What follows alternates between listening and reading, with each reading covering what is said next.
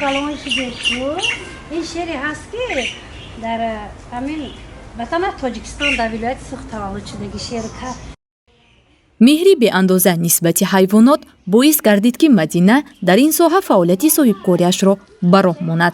وی در برابر پرورش و نگاهبین حیوانات گوناگون اینچنین باغ حیوانات را در شهر خوجند تشکیل نمود. در این ساحه وی تجربه 20 ساله داشت. زیرا بعد شناسایی و عائله برپا نمودن با همسرش در یکچند شهر و ناحیه‌های جمهوری ازبکستان باغ حیوانات خصوصی تشکیل نموده بود. وقتی که من به وطن خود برگشتم و در شهر خوجند زندگی میکردم، من آرزو میکردم که همین یک باغچه خردکه که برای مردمی ولایت سوخت و برای بچه های فرزندای خودمان تشکیل کنم. البته من به آرزوی خود رسیدم.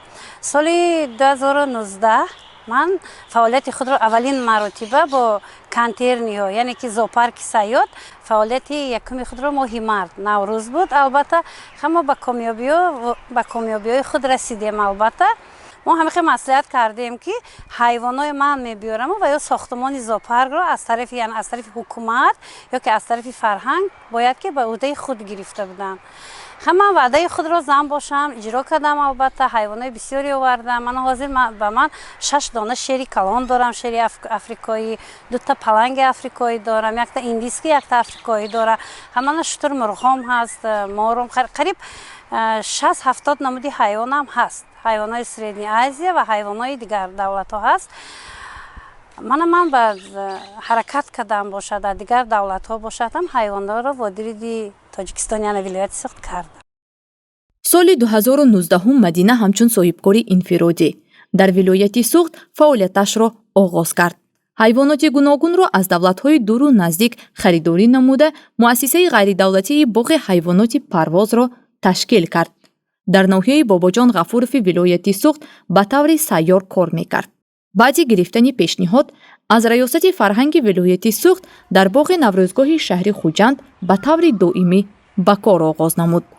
بنابر گفته مدینه میبایست ریاست فرهنگ ولایت سوخت آنها را با مکان دائمی و ساختمان باغ حیوانات مساعدت میکردند و مدینه باشد حیوانات گوناگون را خریداری نموده به این باغ می آورد. با حیوان ها کار خیلی واجبین هست. در ساحه زوپارک یعنی در ساحه باغ حیوانات هیچ وقت در آدم پریبل نیست. بسیارتر از طرف ضرر خود را میبینیده برای حیوانات. برای آدم اگر حیوان را دوست دارد برای دوست داشتن حیوانات با آنها مهر دادن در کار.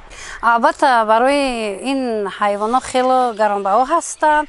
یک تا شیر افریقایی اگر نرخ دولتی حساب کنیم قریب 28,000 $30,000.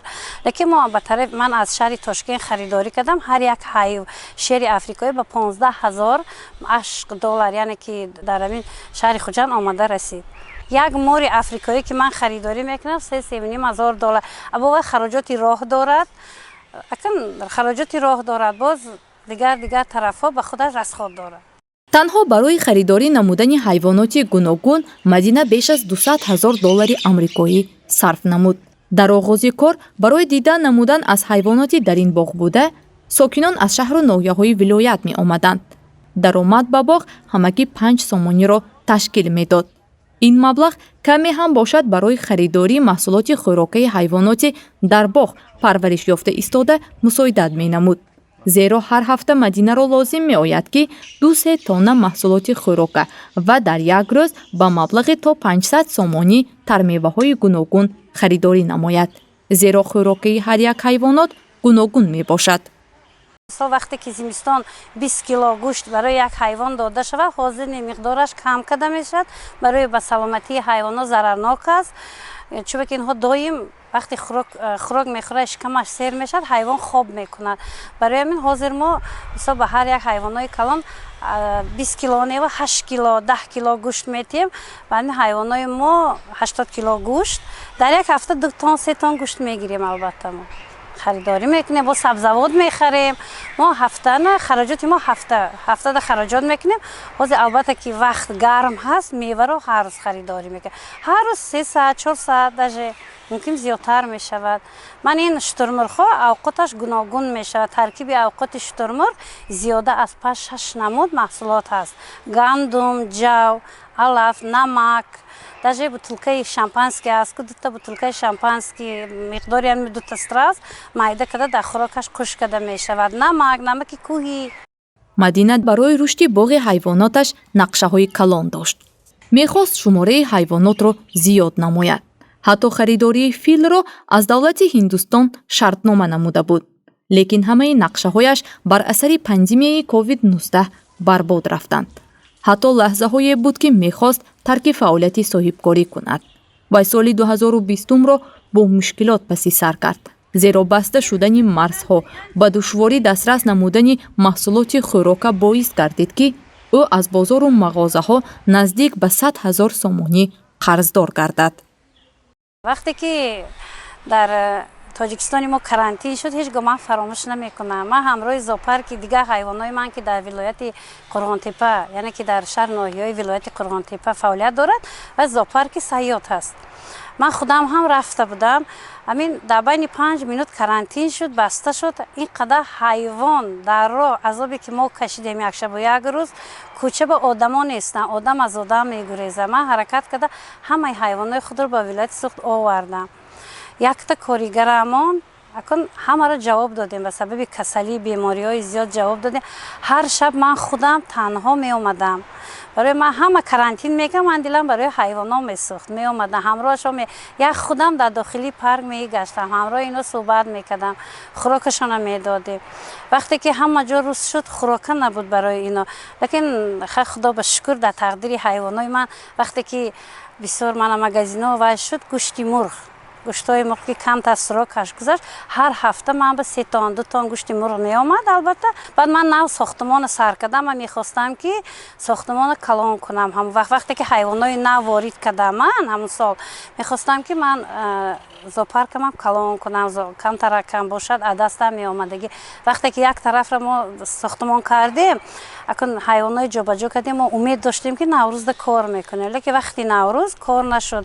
ҳамон вақти наврӯз ҳама ҷо рӯз шуд, границо ҳама ҷо пандемия шуд. барои ҳамин хелкун шуд ҳамин худи карантин ба 100 000 фақат аз ҳисоби гӯшт хӯроки ҳайвонот мо қарз доште.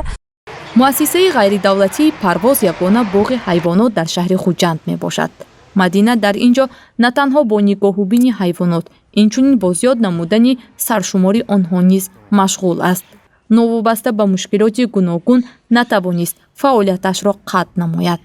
зеро меҳр ба ин соҳа ҳамоно дар дилаш ҷӯш дорад. ҳар як ҳайвоноташро мисли фарзандаш навозиш мекунад. дар хонаи мо доим ҳайвон буд. дар ҳавлии мо моро будан, вай будан. ман зодрӯзи худам мешуд, ҳама гули гулдаста савғо кунам. хуҷаям барои ман ягон мор, ягон маймунча савғо мекард, ягон кучукча савдо мекардам. ман ҳайвонот дӯст медорам ҳақиқатан. бо гузашти вақт мадина мушкилоти иқтисодиашро паси сар намуд. қарзҳояшро рӯйпӯш кард. бо дастгирии масъулини боғи наврӯзгоҳ аз иҷорапулӣ озод гардид. акнун вай мехоҳад баробари беҳтар гардидани вазъи эпидемиологияи ҷаҳон шумораи ҳайвоноташро зиёд намуда фаъолияти боғи ҳайвоноташро ба пеш барад.